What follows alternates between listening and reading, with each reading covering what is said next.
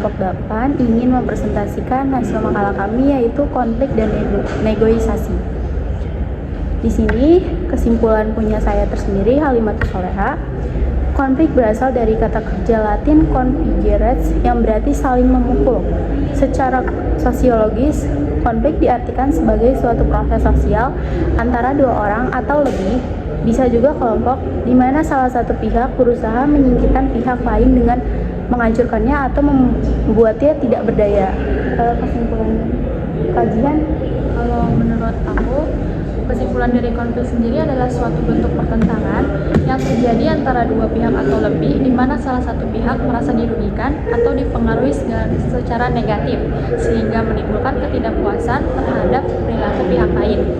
Konflik dalam organisasi bisa dalam diri individu pegawai, antar individu dalam kelompok, antar organisasi, baik secara vertikal maupun horizontal, sebagai akibat adanya perbedaan karakteristik individu. Menurut Milan gimana kesimpulan dari konflik? Kesimpulan dari konflik, keberadaan konflik dalam organisasi. Dalam organisasi ditentukan oleh profesi individu atau kelompok. Jika mereka tidak menyadari adanya konflik di dalam organisasi, maka secara umum organisasi telah ada konflik, maka konflik tersebut telah menjadikan kenyataan dipandang sebagai perilaku konflik, merupakan bentuk interatif yang terjadi pada tingkatan individual yang sangat dekat hubungannya dengan stres. Faktor-faktor penyebab konflik, perbedaan individu yang meliputi perbedaan pendirian dan perasaan. Kesimpulannya dari yang sudah penulis fisik dan tuangkan ke dalam makalah ini, konflik dan negosiasi merupakan hal yang sangat penting dalam mencapai tujuan organisasi. Penulis mengambil judul topik pengaruh konflik dan negosiasi dalam organisasi.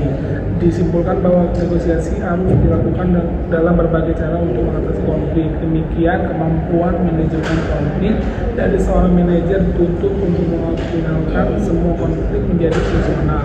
Kegagalan dalam manajemen konflik mengakibatkan efektivitas organisasi dipertaruhkan.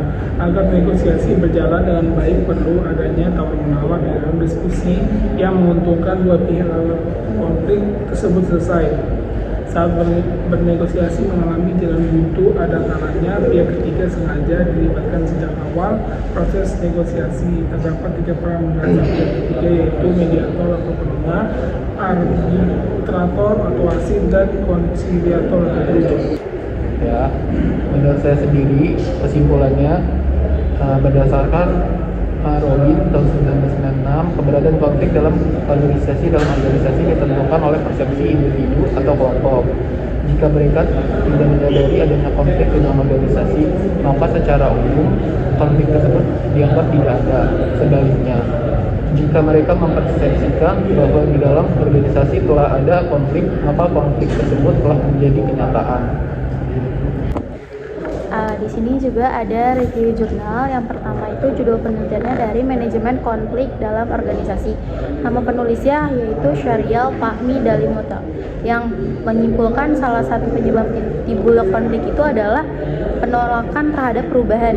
Konflik tidak hanya harus diterima dengan dikelola dengan baik, tetapi juga harus didorong karena konflik merupakan kekuatan untuk mendatangkan perubahan dan kemajuan dalam lembaga. Selanjutnya ada jurnal manajemen konflik di sekolah dengan penulis Inom Nasution yang menyimpulkan dalam suatu organisasi tidak terlepas dari konflik. Pemimpin itu harus dapat mengetahui faktor-faktor timbulnya konflik. Ketidakcocokan antar dua pihak yang terlibat konflik terjadi karena kelangkaan sumber daya, baik berupa dana, promosi, vertise, perbedaan penafsiran, ide ketidaksesuaian, sasaran tujuan yang ingin dicapai.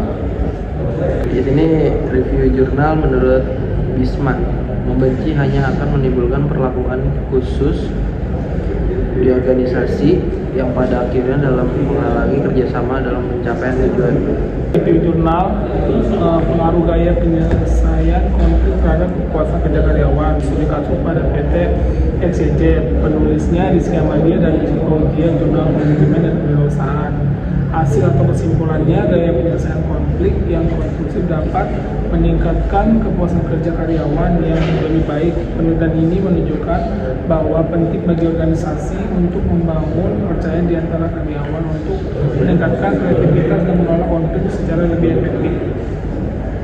Ada jurnal Conflict in Organization tahun 2021, penulisnya Dedrow dan Grosser.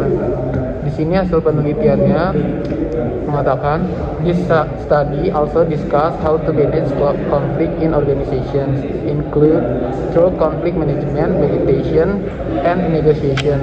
This research shows that it is important for organizations to manage conflict effectively to achieve better organizational performance and employee welfare. Sekian dari kelompok kami, kurang lebihnya mohon maaf. Wassalamualaikum warahmatullahi wabarakatuh.